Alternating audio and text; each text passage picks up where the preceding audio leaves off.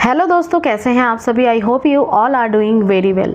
सो दोस्तों, आज के वीडियो में मैं आपको ये बताने वाली हूँ कि यदि आप जल्द से जल्द माँ बनना चाहती हैं तो आपके किचन में, आपके घर में कुछ ऐसी चीज़ें मौजूद होती हैं। कुल 8 चीज़ों के बारे में आज मैं डिस्कस करने वाली हूँ, जिन चीज़ों से आपको दूरी बना लेनी चाहिए। यह आपके माँ ना बनने देने में बहुत बड़ा रोल निभाती हैं, बहुत अहम भूमिका होती है, जिसकी वजह से माँ बनने में दिक्कत आती हैं, रुकावटें आती हैं और आपकी फर्टिलिटी ख़राब हो जाती है। यानी कि आपकी माँ बनने की क्षमता धीरे धीरे करके घटती चली जाती है और एक टाइम ऐसा आता है कि जब आप कोशिश तो बहुत करती हैं लेकिन माँ बनने में दिक्कत, रुकावटें होती रहती हैं। आपको मेडिकल ट्रीटमेंट का सहारा लेना पड़ता है और फिर भी कंसीव जब नहीं होता है, फिर जब रिजल्ट नहीं आता है, तब आपका मन और दुखी हो जाता है। कई सारी चिंताएं और तनाव का कारण भी यहीं से शुरू होती हैं। तो माँ बनना हर महिला के लिए सबसे ज़्यादा ज़रूरी भी है और सबसे ज़्यादा इन बातों का, छोटी छोटी चीज़ों का ध्यान रखना और माँ बनने की सक्सेस चांसेस को बढ़ाना, वो आपके हैबिट्स पे भी डिपेंड करता है। तो चलिए सबसे पहले जानते हैं कि वो किन चीज़ों को, किन आदतों को सुधारना है जिससे कि माँ बनने की क्षमता बढ़ सकती है। लेकिन उससे पहले यदि आप चैनल पर नए हैं तो ज़रूर चैनल को सब्सक्राइब कर लें, जिससे कि आपको हेल्पफुल वीडियोज़ ऐसी ही डेली मिलती रहें।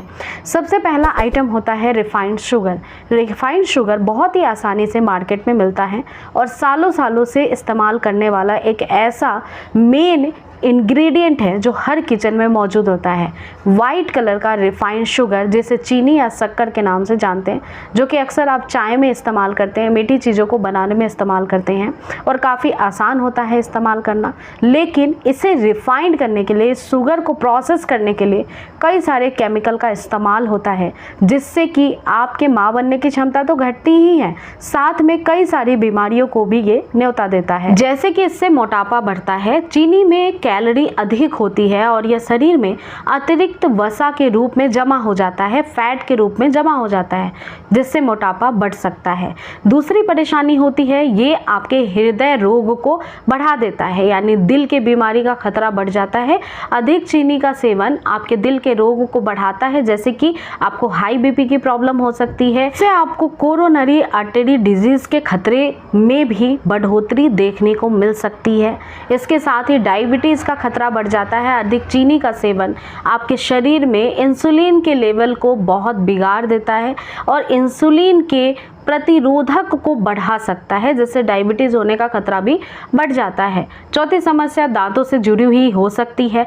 चीनी खाने से दांतों में कई सारे ऐसे बैक्टीरियल इन्फेक्शन हो सकते हैं, आपके दांतों में कैविटी हो सकती है, जिससे आपको दांतों के संबंध में परेशानी पैदा हो सकती है। बात करें कि चीनी खाने से और क्या परेशानी होती है, तो देखिए ये आपके एनर्जी लेवल को कम कर देता है। चीनी में बहुत सारी एनर्जी इंस्टेंट लेवल पे मिलती है, लेकिन वो हेल्दी नहीं होती है, जो कि हमारे जो मजबूत ऊर्जा का स्रोत होता है उसको घटाती चली जाती है, जिससे कि थकान और बहुत ज़्यादा कमजोरी महसूस होती है।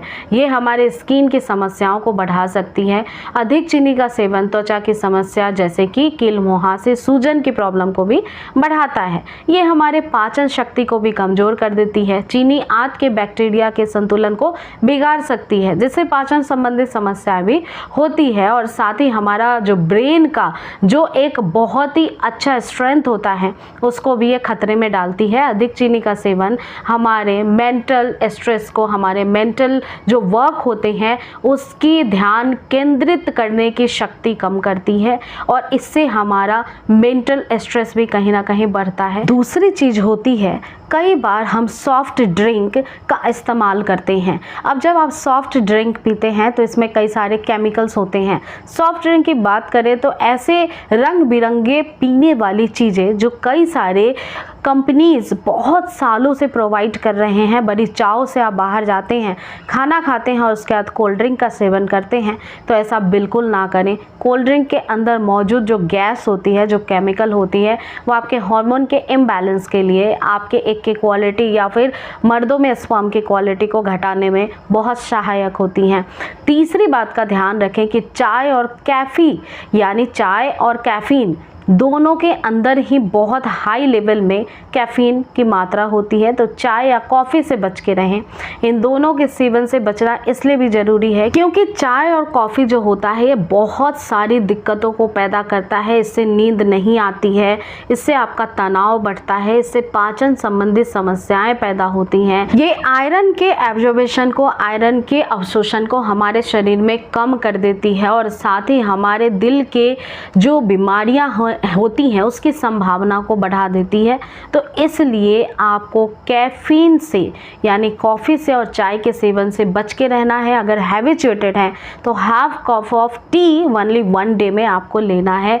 इससे आपका वजन बहुत तेज़ी से बढ़ सकता है। अगर चाय में आप दूध का इस्तेमाल और चीनी का इस्तेमाल ज़्यादा करती हैं, इससे आपको हाइड्रेशन में प्रॉब्लम होती है। शरीर के अंदर जो पोषक तत्व हमारे नेचुरल फूड एब्जॉर्बेशन से, साग सब्जी से, दालों से और घर के खाने से मिलता है, उसके एब्जॉर्बेशन में कहीं ना कहीं कमी आती है। शरीर हमारा ठीक से उसको एब्जॉर्ब नहीं कर पाता है और साथ ही ब्लड शुगर लेवल में ये काफ़ी ज़्यादा उतार चढ़ाव करता है, जिसकी वजह से कई सारी दिक्कतें आपको हो सकती है। चाय और कॉफ़ी कभी भी आपको खाली पेट नहीं लेना चाहिए। इससे आपको एसिडिटी की प्रॉब्लम हो सकती है। खाने के बाद आपको तुरंत ही चाय और कॉफ़ी से बच के रहना चाहिए क्योंकि जो खाना आप खा रही हैं उसमें आयरन की मात्रा होती है और वो आयरन के एब्जॉर्बेशन को शरीर में नहीं होने देती। इसलिए चाय कॉफ़ी आफ्टर मील आपको नहीं लेना चाहिए। तो इन छोटी छोटी बातों का विशेष ध्यान रखें। इसके साथ ही जो चौथी चीज़ है वो है प्लास्टिक के कंटेनर्स। आजकल काफ़ी फैंसी प्लास्टिक के कंटेनर्स आपको मिलते हैं मार्केट में। कई सारे आपको ऐसे कंटेनर मिलते हैं जिसमें खाना आप स्टोर करके रख सकते हैं। पीने की बॉटल्स अगर आप प्लास्टिक की यूज़ करते हैं, खाने का बर्तन भी आप प्लास्टिक का इस्तेमाल कर रहे हैं, आप माइक्रोवेव के लिए प्लास्टिक का बर्तन ले रहे हैं, तो आपको कुछ बातों का ध्यान रखना होगा क्योंकि ये जो प्लास्टिक होता है वो बहुत सारे हाई केमिकल के रेसिड्यू से बनता है और जिसके हेल्थ से रिलेटेड और इनफर्टिलिटी बढ़ाने के बहुत ज़्यादा चांसेस होते हैं। ये कई सारे स्टडीज़ में, कई सारे वैज्ञानिक आधार के रूप में कई बार सामने आ चुके हैं। कौन कौन से नुकसान होते हैं इससे, आइए चलिए जान लेते हैं। प्लास्टिक हमारे हार्मोनल इम्बैलेंस की खतरे को बहुत ज़्यादा बढ़ा देता है। महिलाओं में अंडे बनने की जो समस्या पैदा होती है कि छोटे अंडे बन रहे हैं, अच्छे अंडे नहीं बन रहे हैं, वो सारी ही समस्याएं हार्मोन की वजह से हो सकती हैं।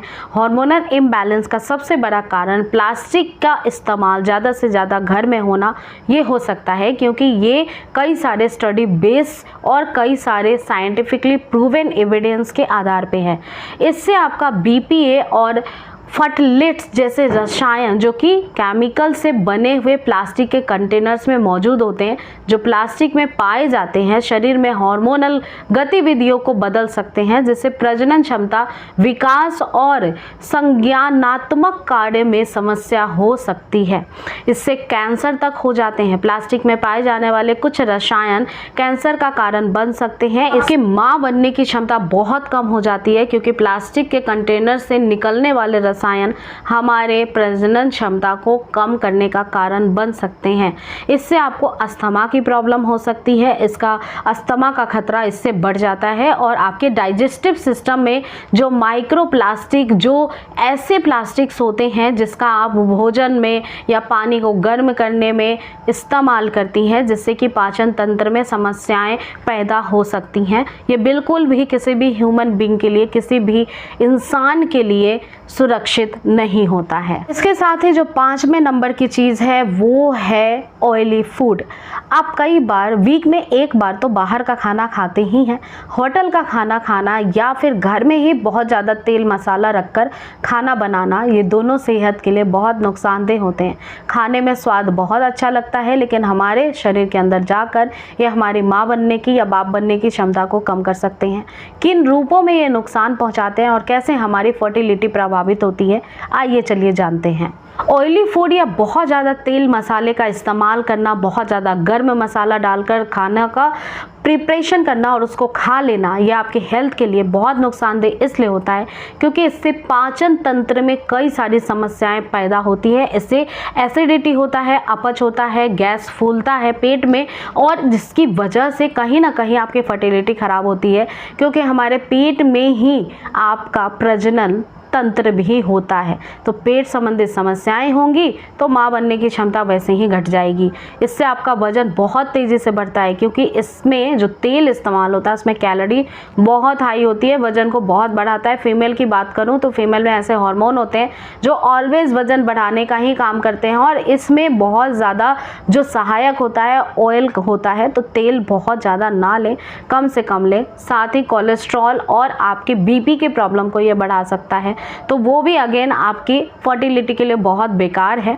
इसके अलावा आप डायबिटीज़ 2 के चपेट में आ सकती हैं।